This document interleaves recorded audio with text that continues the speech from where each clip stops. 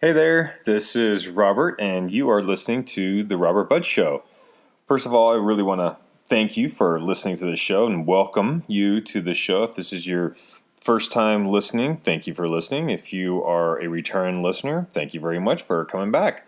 And so in today's episode, I interview a really good friend of mine named Jim Gardner, and he is transitioning out of the U.S. Navy as a Navy SEAL, which is really interesting in itself. And when I got the opportunity to interview him, there was a million questions that I could have asked him as being a Navy SEAL. But what was really beneficial and great about the interview is he talked a lot about transitioning and what it's like to be in the military and now being in the civilian sector. What's that like? What he's doing? What's the process? What it may be like for others. There's so many men and women getting out of the military and going forward in their life and civilian life, and what's it like? And how can we, as U.S. citizens, really support them who have been in the military and now are not? So we get a little look at that. I do ask him some questions about when he was in the military, of course, and so he's going into. He got accepted to the Harvard Business School, which is phenomenal. I mean, come on now, you got to be some sort of a stand-up guy to get into Harvard, right? I met Jim here in Southern California. We were doing martial arts together. And he's always just been a great guy, respectful, a physical specimen, and he was really there for me in a time of my life that I needed him. I needed somebody like Jim to be in my life, and there he was. So we'll get into that a little bit too. And so without further ado, without furthering rambling on, here is Jim Gardner. Hope you enjoy the show. All right.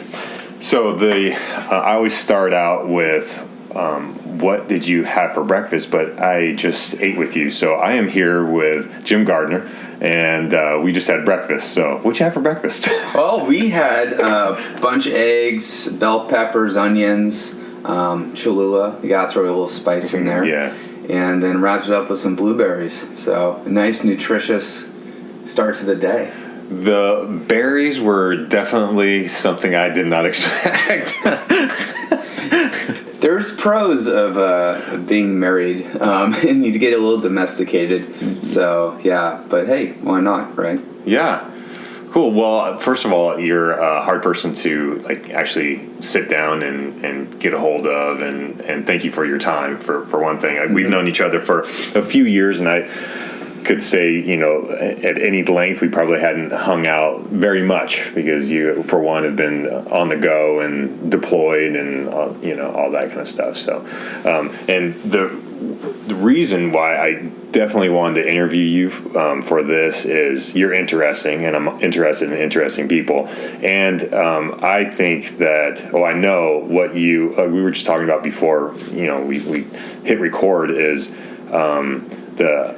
your transition out of the military and into civilian life, I think, is just going to be so beneficial for people. You want to talk a little bit about that?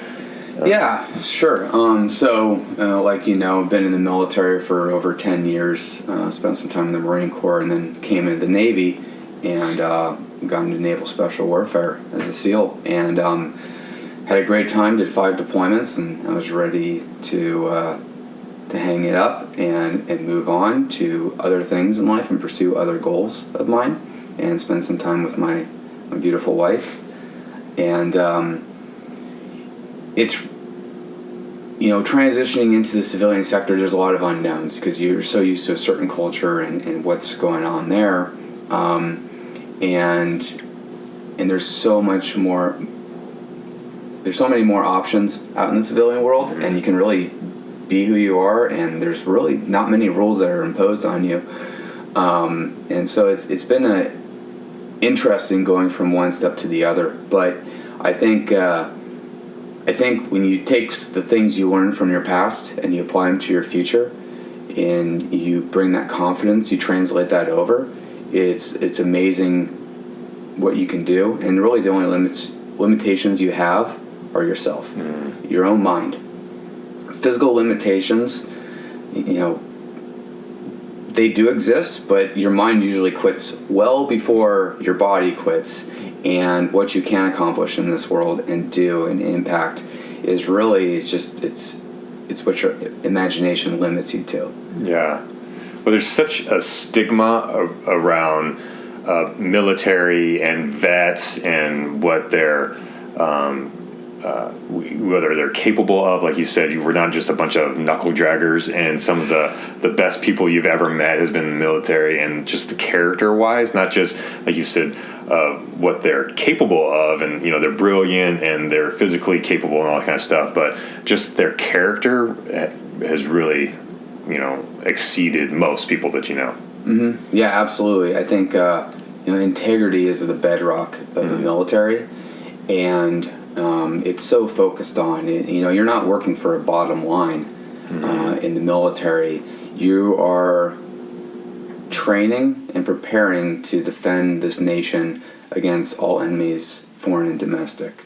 And you need to work together as a team. And you have to trust the men and women on your left and your right. And your word is very important. What you say and what you do could be the matter of life or death. It could be the matter of mission success, mission failure.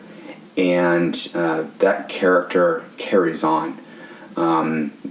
People are like, military, they're super respectful, they're prompt. Well, they're that way because they care and they're driven and they own what they have. Yeah. Jocko Willink wrote a book, Extreme Ownership, and I think that springs so true to what the military culture, and especially in the Navy SEALs, is. When you say I got it, it's not like you're not just saying it to sound cool. You have it and you own it, and it's great when you hear that from another guy, and you don't have to worry about it because you know it's going to get done. And so people don't understand that until they meet someone in the military a lot, or a special operations guy. But once you see it, it's pretty impressive, and I think that's why guys do so well once they're acclimatized and brought into the civilian sector. Do you see a difference between that kind of character from, let's say, just someone who is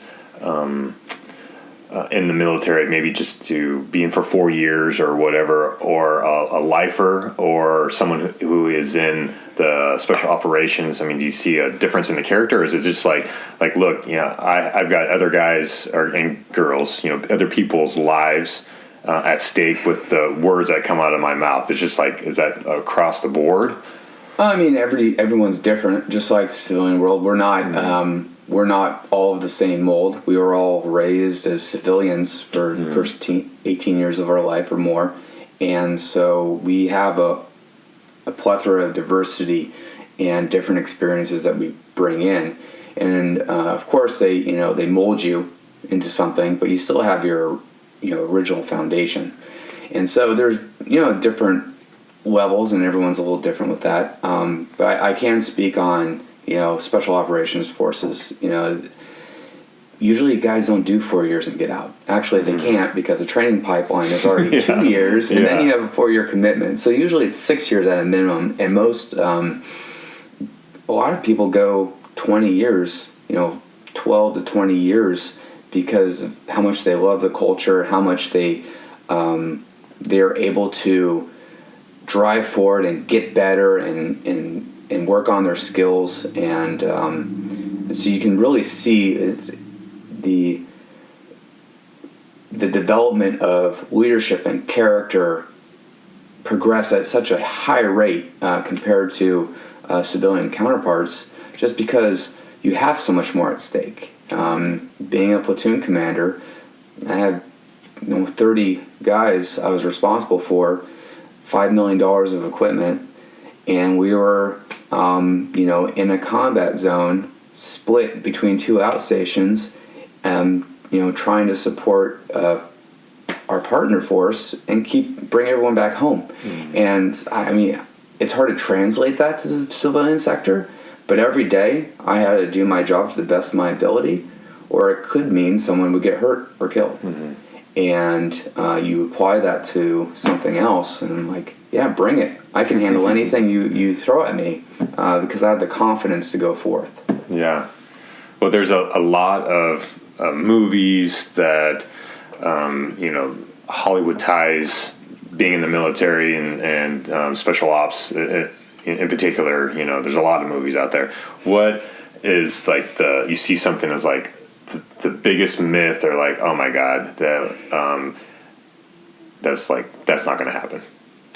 That doesn't happen. The more fire there's in explosions, the less realistic it probably is. Hollywood likes to, I think, dramatize a lot of stuff, and they're trying to tell a story to someone who isn't in it. Lone Survivor, I thought, was a really great film for that, because it was a different vantage point, and it was more realistic. A crack of a weapon over instead of explosions around you all the time. Yeah. If you have explosions going on around you, you're probably hurt because of all the concussion and fragmentation flying through the air. So, and in those situations, your adrenaline's pumping, and you're looking after your buddies, and you're trying to make decisions in an extremely stressful situation. And it's the training that you fall back to. To think that you can just jump into that situation and just be cool Luke and just like handle it, no problem. That's a huge myth. The amount of training to be a SEAL is a 2-year pipeline, and then you go through an entire year-long workup with your platoon before you even deploy. And so you have 3 years of training, and you're a new guy. Yeah. And then you're in the platoon, the average amount of deployments each guy has is about 3. So you have just several years of experience on average amongst that platoon, and you train to the worst case scenarios. That way, when actual things happen, it's not so bad. And so Hollywood is Hollywood, and they're always going to have it that way, and that's fine. It's entertaining, but when you're on the other end of a gun or a rocket RPG or something like that, it's a different situation. Now that you're out, I just want to tell everybody, now that Jim is out of the service, of course you can't talk about specific missions and stuff like that, but now that you're in the civilian world and you talk about, it's not someone being thrown into that situation. It's like somebody saying, okay, I'm going to go to school, or is a quick rich kind of, get rich quick kind of thing. I'm trying to relate it to business and actually real life. Like if somebody starts a business, they're like, okay, there's a ton of stuff out there. It's like, okay, I'm going to make you rich in 2 weeks. It's like, I'm going to make you into a Navy SEAL in 2 weeks, that kind of thing. That's like what I'm kind of pointing at is how people can relate this to a real world is like, it takes effort. It takes training. It takes character. And you're not going to get rich in like overnight kind of thing. That's what actually irritates me the most about a lot of programs. Are like, I'm going to make $1 million this year kind of thing. Without any work, just sit at home and sit on the couch with your fucking computer. So, what now for you coming out of that, the work that you're going to put into, for your career, like what's up for you now? I think the big thing for me is identifying a passion and finding things that don't feel like work. And you hear that a lot, but I think it's really important, and that goes with your diet. It goes with exercise. It goes really with everything I think you do in life. If stuff is fun, you're going to do more of it. If you hate spinach, well, stop eating spinach salads. Like, come on, there's other stuff out there. Pick kale, pick carrots, whatever. Eat your veggies some way, somehow, or figure it out. Blend it up with a bunch of apples and bananas. But when it comes to work, if you find something that you enjoy and you're passionate about, and then I don't see why you can't do it. I think it is difficult though, moving from the military, where I've been able to really live my childhood dream and work with just amazing people and do really impactful things around the world, to what's on the other side. I don't know, but I'm leaving my childhood dream. So at first glance, it's like, oh, it's downhill from here. Yeah. But if you look at it that way, well, everything's going to suck. Yeah, what's that like? I mean, you're in the military for the last 10 and a half years, and now you're not. I mean, that's for a lot of people, a lot of guys, they're going through that transition period. What's that like? Like stepping off of a cliff and you're like, now what? Yeah, so the second you enter the military, you're with a team. With a boot camp, officer candidate school, and then every step of the way you're going through with a team in a platoon or a detachment or a battalion or wherever, and you start to embrace this we concept of, it's not about me, it's about the team, and which I think really forges a lot of character. But when you transition out, it's all of a sudden converting to me and I instead of we and us. And that can be scary, and it's really daunting. I've only done 10 years. We have guys getting out of the military after 20 to 30 years, and this is all they know from when they turned 18. And there's a lot of great transition institutions out there. One I just did was the Honor Foundation. It's for Navy SEALs and Special Operations Forces guys and enablers, and it helps teach a really thorough curriculum of looking inside. What do you really care about? Where do you want to go? And then exploring the space of LinkedIn, and because social media we don't do. Like I don't have a Facebook account.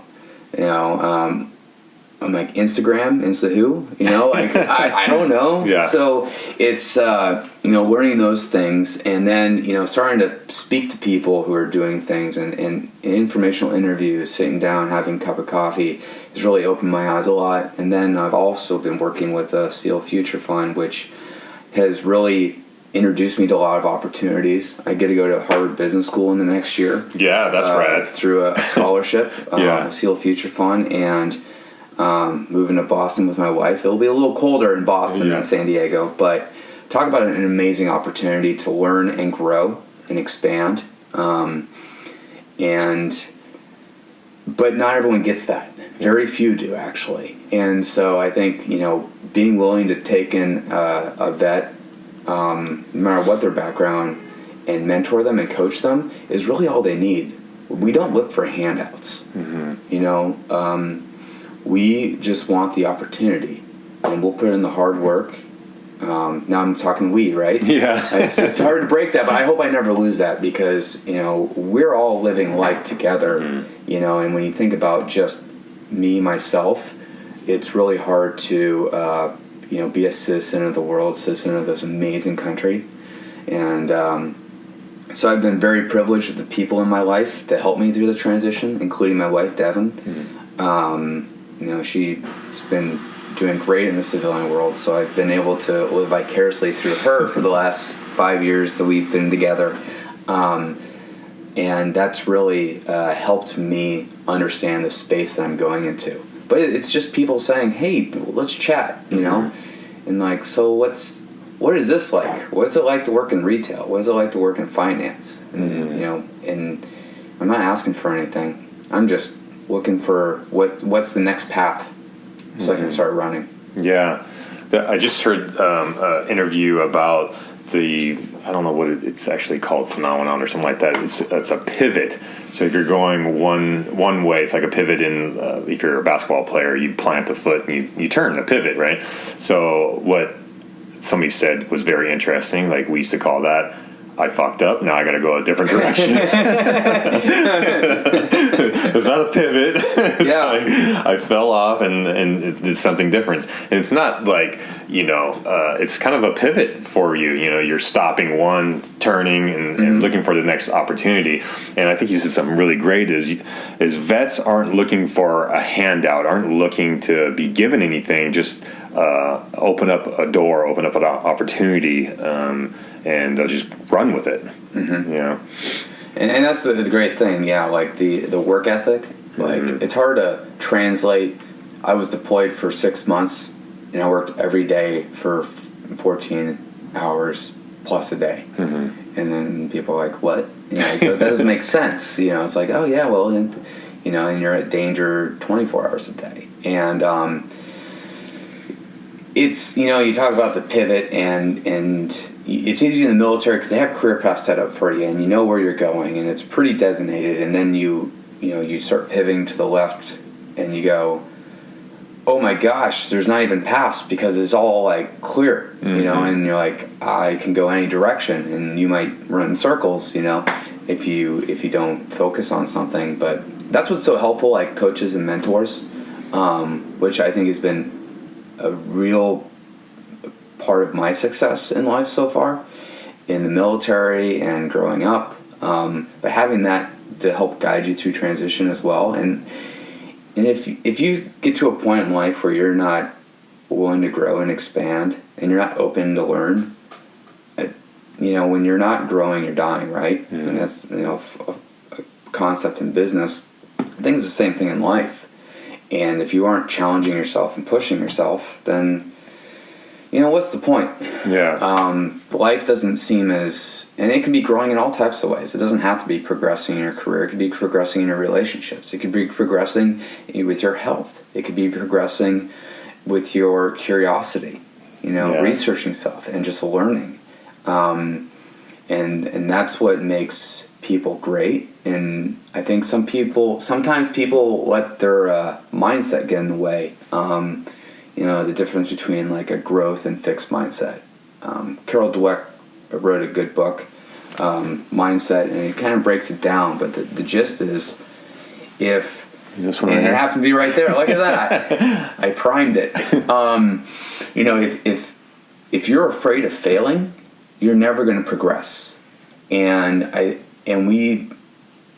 we spend too much time in this country, in the world, I think, focusing on the accomplishment versus the effort put into it, and rewarding the result but not the work put into it. So people tend to, I'm just naturally good at this, but you look at the people who've succeeded and just been these amazing role models and icons in society, the Winston Churchills, the Michael Jordans, whatever realm it is, Stephen Hawking's, they all had this growth mindset. They failed several times. Thomas Edison, he figured out 10,000 ways not to make a light bulb, right? And then he made it. His life was filled with failure, and if you look at failure as failure and I suck and I'm not going to ever amount to anything, you never will succeed.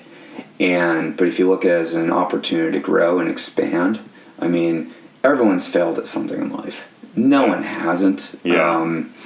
And so it definitely gives you that perspective. All right, I might trip over my feet at times. But that's okay because I'm learning. Well, you brought up something really great that I have been, I guess, pretty irritated with, and I'm just going to throw it out there with the millennials that everybody gets a fucking medal, and I don't want to group everybody together because that's not cool. And it's like that instead of rewarding the effort that somebody actually puts into it and just isn't like, oh, you're great, you're great, you're great, you're great, you're great. No, it's like, hey, you put a lot of freaking effort in that. Yeah, you didn't get the intended outcome, but you went for it, right? And that's great. Not giving everybody a medal for participation kind of thing. You know what I mean? So I think you pointed to something really great about that is, raising kids, acknowledge the effort put into it and not acknowledging something that actually didn't happen, like being great. Yeah. And something like it's the instant gratification. I think that's something that plays a lot into that. And if you challenge your kids and put them in environments where they can progress and they see the fruits of their labor, not just that they're falling on their face all the time, but they see the fruits of their labor. It's like standing up on a surfboard for the first time. Yeah. It's going to take a hot minute or a cold minute in the water in the winter here in San Diego, but you don't just do it off the bat. But when you ride your first wave, there's just something so cool about it. Yeah. Right? And the first time you go down a ski slope on a snowboard, or the first time you shoot a basketball and it goes in the hoop, whatever, I use sports analogies because that's been most of my life, but there's something so much more gratifying about it. It's not this instant success. And, it's amazing how much impact parents and influencers growing up have on those kids. And people lose sight of it. You can't just use an iPad to babysit your kids all day because you just don't want to deal with it. Like, make them awesome people. Make your kid the best little badass you can. So they go out there and they crush the world instead of, this is a nuisance. Then why are you having a kid? If that's your contribution to society that lasts past you, that's the one thing that will. Make the most of it, right? Yeah. It's coming from not being a dad. So I'm not criticizing the iPads, I have all these mom and dads pissed at me. But it's like there's that balance, right? And I think we could do so much more as a society if you focused on challenging and growing people. Yeah, I think something just occurred to me when you were saying that. I can't wait to listen to this a couple years from now when I've got little ones running around. I'm like, just put them in front of the damn TV. Yeah. But I think is when you don't forget where you came from, like how we were raised, and I was kicked out of the house all the time. Not literally kicked out of the house, but my mom was like, go outside, go do something, get out in front of the TV, go. I got in plenty of trouble doing that. I searched for things to get in, to do, and some things weren't always that great. Bottle rockets, black hats, just having a good time. But I think if we don't forget how it was or how it used to be with all the technology and stuff like that, taking walks or whatever it is, get away from the technology. Yeah, it's the technology is going faster than we can actually keep up with it, and it gets overwhelming. But I think there's something coming back around where people are wanting more time in their life instead of more doing, more doing stuff. And I want to buy my time back instead of do more. Speaking of which, do you anything to in your career as in the military? Do you have anything to meditation or something to focus yourself or center yourself or calm yourself down? What do you mantras or anything like that you? Yeah, you know what's funny about meditation? I've tried so hard to sit down and not think of anything and just be in peace and quiet, and I fall asleep every time. It's horrible. I'm like the worst meditator. But then I heard some interesting concepts, and it's a space I want to explore more of. There's different types of meditation, and it can be a physical meditation, running meditation. That was a new concept recently introduced to me, and I want to do more digging. But I go every morning when I wake up, I have a routine, and within a half hour of waking up, because I got to stretch and try to get a little limber. It doesn't happen right away, but I'm either in the water surfing or I'm on the road running.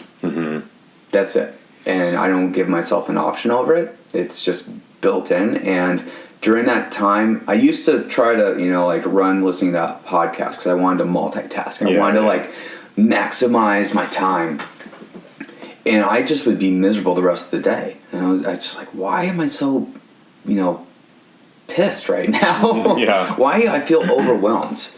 And, I'm a big fan of Tim Ferriss, like you are. And, I would even listen to his podcast while running, and just like ruin the day. But then he talked about the morning routines and what's the purpose of all of it. And I find when I'm just on the water, I'm at peace. Yeah. And I'm just like, my life's great. Mm-hmm. I'm so grateful for this. I'm so thankful and happy doing this. And then my rest of the day is just awesome. Mm-hmm. And that's like my meditation. I'm too ADD, I think, maybe a little more wisdom and maturity. I'll settle into being able to do others, but I find that real relaxing, and as well as yoga. I just take my mind off everything, and I just have white space in my mind, and it's just so nice. And I can focus on the stride running or a wave coming, but it's just like pure peace. And I come out of the water a happier person. Totally. And I'm like, I can contribute to society today because I'm happy. I find that with any kind of physical thing that I do. I mean, from working out, I was using my workouts in particular to have it for an hour for myself a day because of the business, of family, girlfriend, whatever it was. I was like, I just need an hour. I'm using my workout time to just focus on myself. And then being in the water, there's nothing like being in the water. I'm an avid body surfer, and actually that's what I want to do is get people more who aren't comfortable to be comfortable in the water. I mean, we live so close to the water, and there's so many benefits about being in the water, in the sand, on the shore, feeling the ocean, all that kind of stuff. But people are afraid of going in because they can't swim, or they just don't know the ocean, or people get swept away. Just educating people first before getting in the water, and then be able to get in the water and enjoy it. There's just so many benefits for that. There's, that spurred a thought. So I got a couple buddies in the teams. They're still in, and they started a nonprofit called One More Wave, a surf company. And what they do is they embrace the concept of water therapy, and they apply it to physically and mentally disabled veterans. And so they customize surfboards, and they put on, if someone's a double amputee, they put handles on there so they can hold on to the surfboard while they're surfing. And they customize. They've done, I think, over 70 or 80 boards already, and they're just it's awesome to see. They're starting with vets, and the idea is expanded to the country, the world, of just being in the water, being one with it. Mm-hmm. There's just something about it. It just settles you. And you realize how small you are, because when you're running through life, you're like, I'm the center of my own universe, and you're like. And the reality is you are one of a lot of factors in this world, and you get in the water and you respect the water, because that water can ruin your day, right? and I went this morning and I got pulled under over at the cliffs and just like underwater for a little bit. I'm like, I am so worthless right now. I am so, the water's just laughing at me, making me its bitch. And it's, there's something empowering though about being in that environment. I'm not trying to scare anyone getting in the water, but it's, there's something beautiful about it that you don't get everywhere. And you just don't, when you're in there, that's all you're focused on, I think swimming is very similar, actually. It's just you're a different medium that you're not always in. Yeah. Well, it's very hard to think about your to-do list when Mother Nature is picking you up and chucking you towards the shore and then holding you down. Your to-do list just went away. Your to-do list is get air. That's your first thing to do, and then get out of the way of the next wave. So it simplifies life a little bit. Yeah. Yeah. I asked you this question when we went to lunch the other day. What is one place, so I'm going to do two different sides of the coin. What is one place that you've been, either while you're in the military or out, that you would want to go back? More so while you were in the military. Where is one place that you've gone, and you've, of course, being in the Navy SEALs, you've had to go to very bad places, that you would go back to, and another place where you're like, if I would never step foot in that place. For me, it's my junior high school. I'll never step foot back in that place ever again. Junior high's a tough spot. I mean, that was the worst. There's nothing more scary than a bunch of kids going through that puberty stage. Yeah. Wow, that's an interesting place. I really appreciated the people of Kurdistan on this last deployment. I thought there was something very special to them. I think I'm going to take a long break from the Middle East, since I've taken a few hours in that region in the last 10 years. But I think the people of Kurdistan are pretty amazing people. So if you're not familiar, like northern Iraq is Kurdish. Mm-hmm. They're not Arabs. And then they are also Kurds in Syria, Turkey, and Iran. And that's kind of like the Kurdistan block of the ethnicity.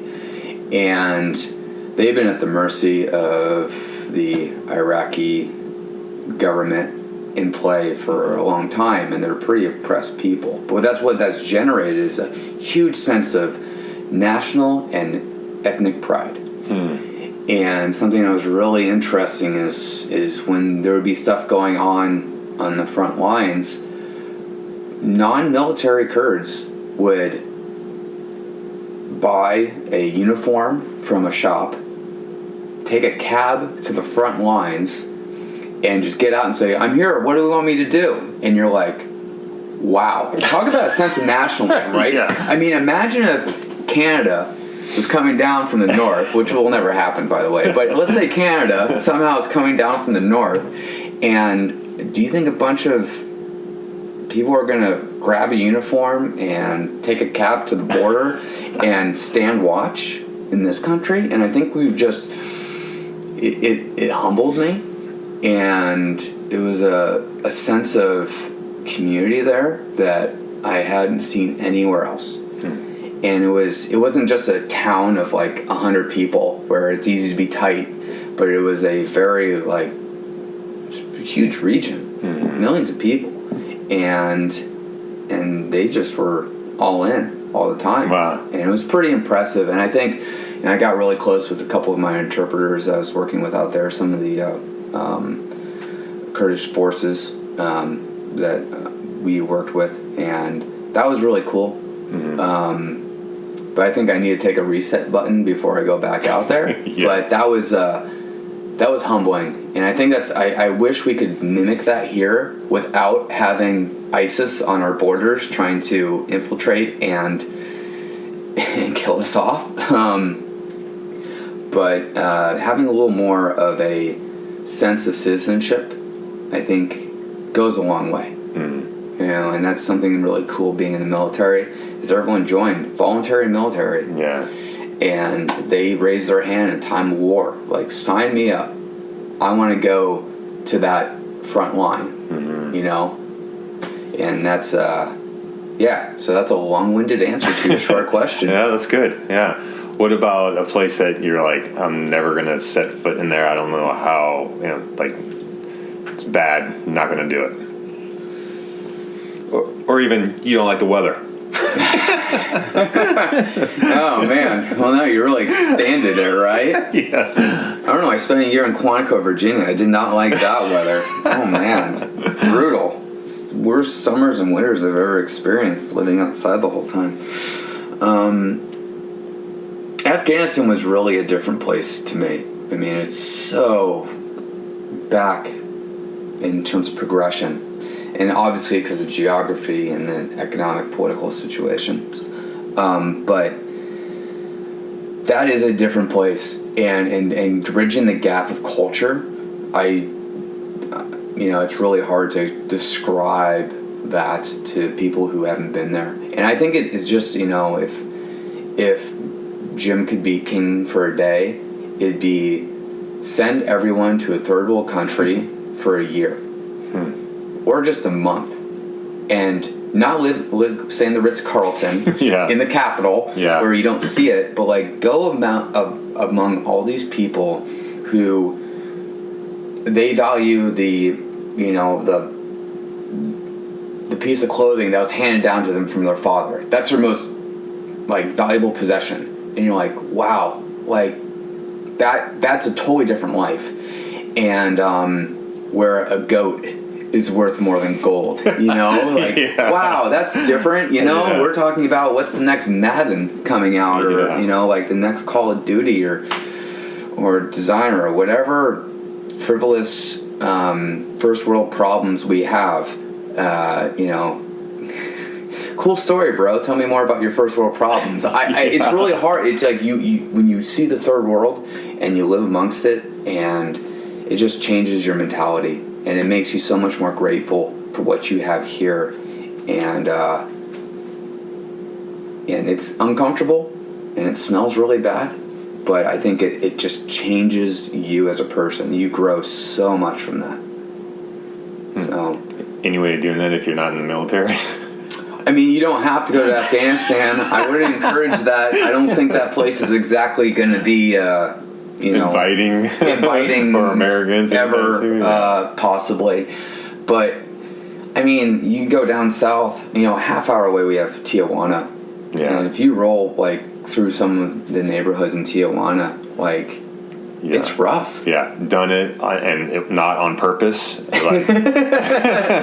It was, it was a pucker power type of evening. It was at night too. It was at night. Yeah, it was got in the wrong line. Had to get out. Had to like race out of that wrong line into downtown Tijuana, where I've never been. And that's where you turn on your data and you accept roaming charges very quickly. Yeah. Yeah. But I mean, there's a lot of places. You go to Mexico, you can go to Cabo, and if you get outside of Cabo and actually get out of the resort area, life's different. Life's very different. And there's so many places in this world. You don't have to go to the Somalias and the Yemens of the world. Those are real rough places. But just expose yourself to it, and take your kids. That's something I really want to do. I never went out of the country until college. And I went to Hong Kong and China, and that was eye-opening. And that's something I want to do with my kids is, I don't want to put them in danger, but there's third world that's not dangerous and war-torn. Going to Haiti. Yeah. There you go. Going to Jamaica. A lot of places in Jamaica that are off the resort are third world. And you're like, oh, Jamaica's great, man. Jamaica's not all great, man. I mean, it's culturally, but like economically, it's just different. Yeah. It's the conversation is not what type of smartphone you have. Right. It's what's your next meal. Yeah. Yeah. And your basic necessities. Rule of threes, right? You need 3 minutes, you gotta have air. 3 hours, you gotta have shelter. 3 days, you gotta have water. 3 weeks, you gotta have food. That's day-to-day life. Yeah. Here it's just different, to say the least. Yeah, slightly different. Yeah. So for those of us, me included, and those of us listening, what piece of training and development that you got in the military that you would say civilians would go a long way now that you're in civilian life? So what training I did that I think is going to carry on very well? That we're just not going to get. Like, I'm not in the military, I'm just not going to get that kind of training development. So really, there's 2 courses. The biggest courses I went through were first infantry officer course in the Marine Corps in Quantico, Virginia. It's 3 months, and the cool thing about it is no one talks about it. So you don't get like the buddy hand down. Yeah, the cliff notes. You don't get the cliff notes. You get the have fun. Yeah, good luck. And I inhaled so much CS gas throughout those 3 months. It's like pepper spray in the air. I mean, that's the equivalent. And just that's when I think I really became a man.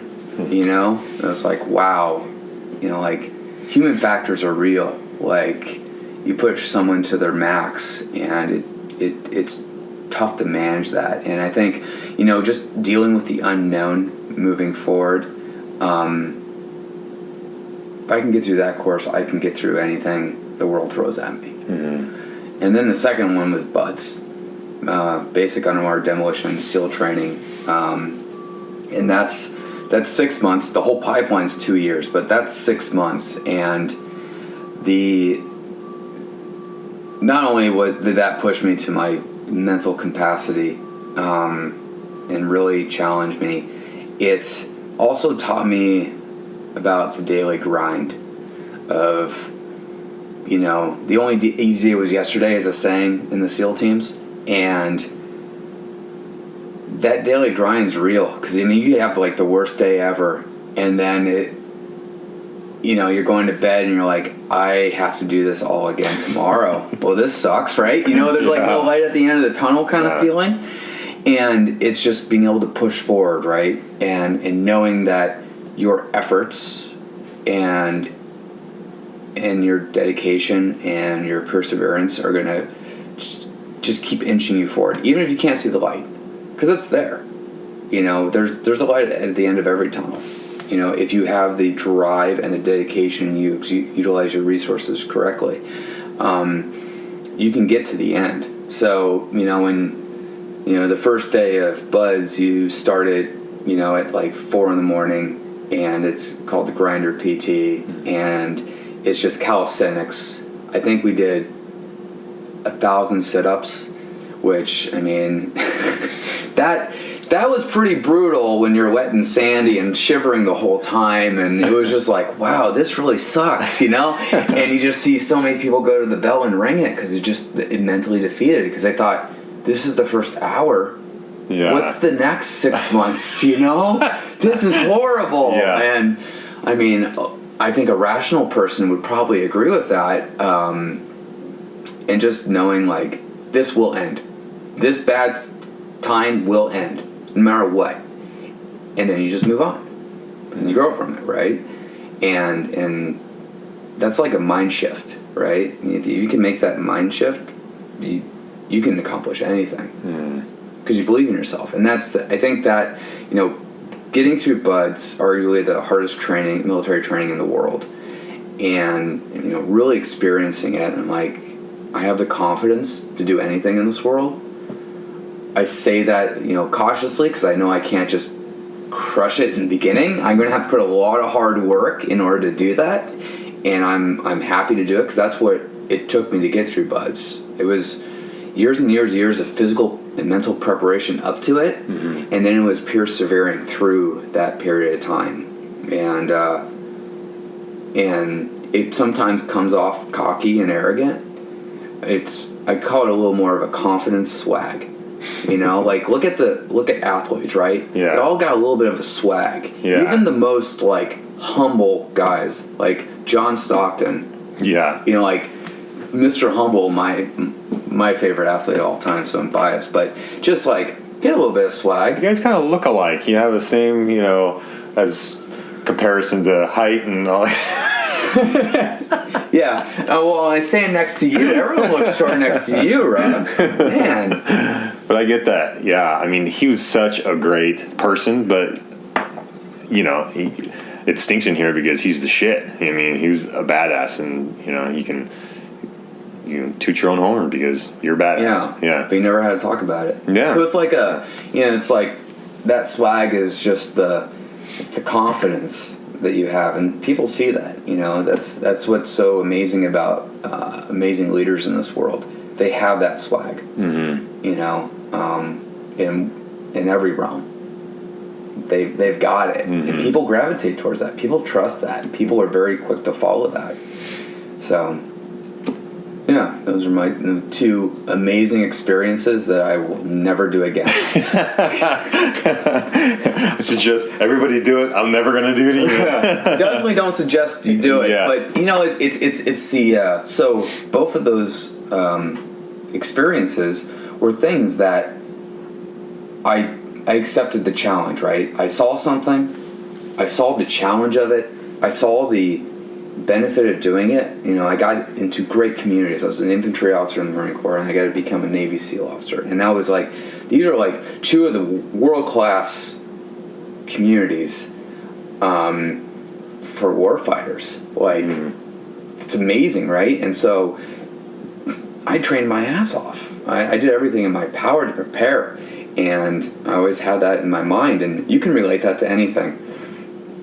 It could be I want to get in shape. I'm going to do this beach boot camp thing, and that's fine. Hey, it's your challenge, right? Or getting your your degree or finishing up high school, whatever it is. It's a challenge, and it's accepting the challenge and not I'm going to do it, and then day one you're screw this. Yeah. It's we'll see it through. There is an upside to quitting sometimes. If you're going to fail fast and cheap, right? Yeah. But the what you get out of accomplishing something is amazing. Yeah. And then you have that internal badge of honor. You don't wear it to everyone else, be a quiet professional. But you have that. No one can take that away. No one can just say one day, Jim, you didn't do any of that. It doesn't mean anything. Oh, I know it means a lot.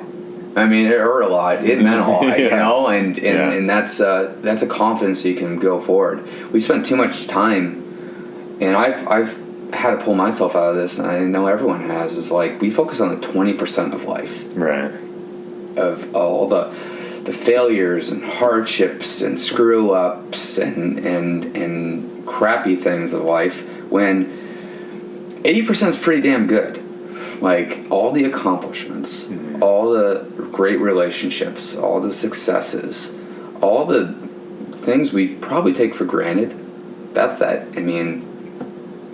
a big chunk of life. And something that helped me a lot with that is in the morning. Every morning when I wake up, it's like a strict regimen. Not as strict as yours, because I know yours is crazy strict, but mine is...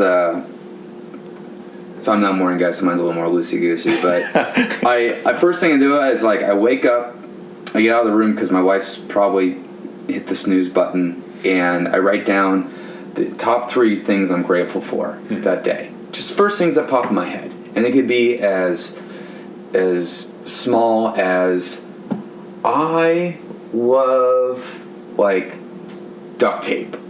I am so grateful for duct tape today. Duct tape is the coolest thing ever. And then I am so grateful for my relationship with my parents and my brother.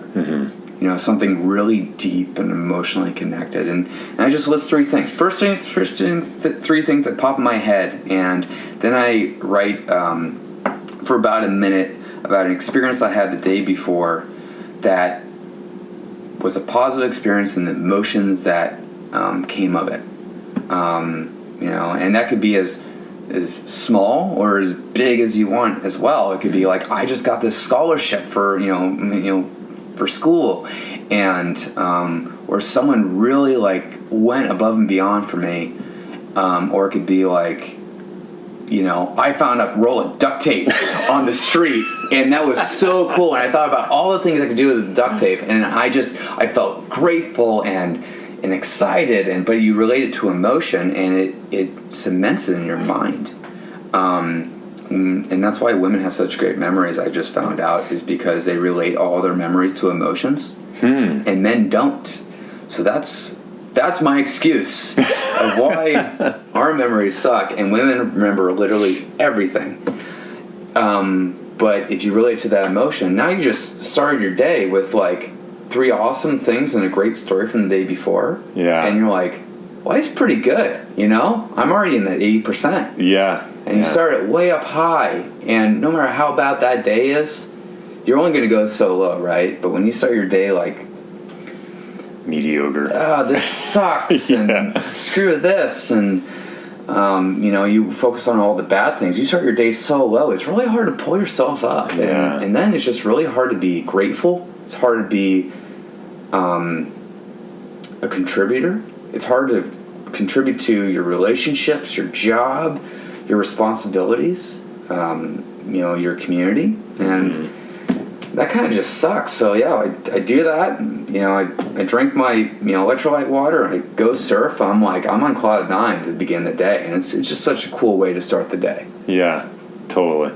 Now that you're out of the military, what's next for you? You don't have to initially go into any details, but what's next in this transition period? Yeah. So fortunately for me, my wife and I have been saving up, and she owns her own business doing social media marketing, and so she's able to really, outsource a lot of it, and we're going to take a 5-month trip around the world. That's awesome. And so I'm pretty much living my gap year after working for 10 years after school.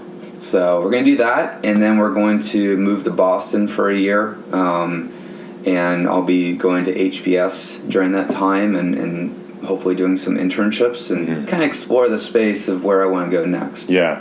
Tell me about the website that you guys, or the website or the Instagram. It's all new to me too. So the Instagram is Gardner's Gone Global, and Gardner's is Gardner.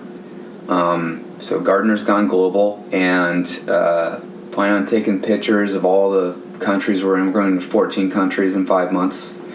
And just kind of share the experience with other people, and not in a maybe the selfie kind of way, but something that's like just cool things out there. And my hope, my deep hope, is people look at that and they say, why don't I take that trip? I've been thinking about traveling. I've been talking about it.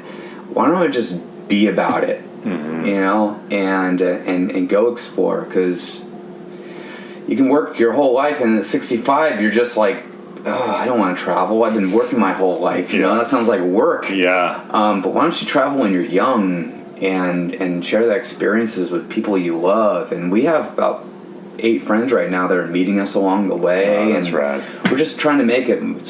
It's a community thing, and we're taking advantage of the time. But I encourage everyone to travel and see a different part of the world and gain perspective. Cool. Is there anything you want to leave people with? Something that has inspired you, or anything like that, or that you want them to know? You want people out there to know? Yeah, 2 things. One is, I can't say enough about the capabilities and capacity of a veteran coming out of the military into the civilian sector.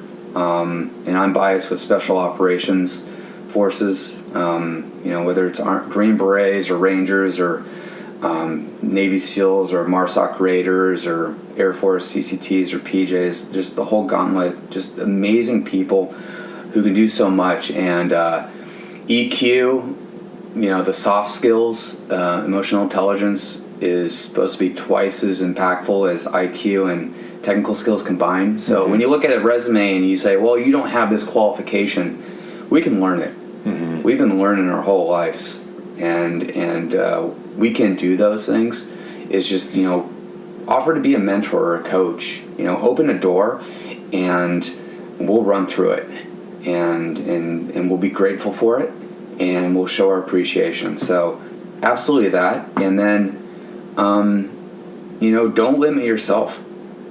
You are your biggest limiting factor in life. And if you believe in yourself and you focus on things you've succeeded at, you can make such a contribution to your life. And not just making money. You make money to do things, right? But you do those things with people you love, and you fulfill yourself. So, don't be afraid of fulfilling yourself. Fabulous. I dig that. Well, if anybody wanted to get a hold of you for any reason, do you want that, or you want, like, would Instagram be the best? Instagram's a good one. I think definitely, like, follow us. Yeah. You experience what we're seeing and whatnot. And I am on LinkedIn as well, Jim Gardner. So happy to connect with anyone. And if you have any questions about people transitioning out into the civilian sector, I'm happy to educate you on that. Awesome. Well, thanks for joining the show. I really, really appreciate it. I have no idea when I'm going to see you again, so this has been great. All right. Link up with us on our trip. All right. Well, there you go. Yes, my wife would be like, yeah. Yeah, sure. Yeah. We may just miss each other in New Zealand, but you never know. You never know. Yeah. Never know. All right. Cool. All right. Thanks. And there you have it. Well, I want to thank all of you so much for listening to the show. I really appreciate it. I know your time is very valuable, and I take that very seriously. And I don't take that lightly that you are listening to the show, and I really appreciate it.